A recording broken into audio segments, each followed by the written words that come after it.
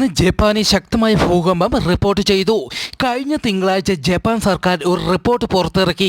ആ റിപ്പോർട്ടിൽ പറയുന്നത് ഇപ്രകാരം: പസഫിക് തീരത്തെ ഒരു മെഗാ ഭൂകമ്പം ഉണ്ടാകാൻ സാധ്യതയുണ്ടെന്നും ഇത് വിനാശകരമായ സുനാമിക്ക് കാരണമാകുമെന്നും 3 ലക്ഷം ആളുകൾ ഈ ഭൂകമ്പത്തിൽ മരിക്കുമെന്നും 8 മുതൽ 9 വരെ തീവ്രതയുള്ള ഭൂകമ്പത്തിന് 80% സാധ്യതയുണ്ടെന്നും $1.81 ട്രില്യൺ നഷ്ടമുണ്ടാകുമെന്നും ജപ്പാൻ സർക്കാർ റിപ്പോർട്ടിൽ പറയുന്നു.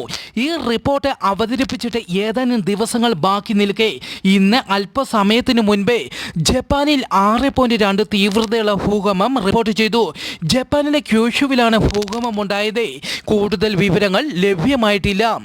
കാലാവസ്ഥ മുന്നറിയിപ്പ്: വരും മണിക്കൂറിൽ കേരളത്തിലെ കൊല്ലം, പത്തനംതിട്ട, ആലപ്പുഴ, ഇടുക്കി, എറണാകുളം ജില്ലകളിൽ ഒറ്റപ്പെട്ട ഇടങ്ങളിൽ ഇടിമിന്നലോടുകൂടിയ മഴയ്ക്കും മണിക്കൂറിൽ 40 കിലോമീറ്റർ വരെ വേഗതയിൽ കാറ്റിനും സാധ്യത.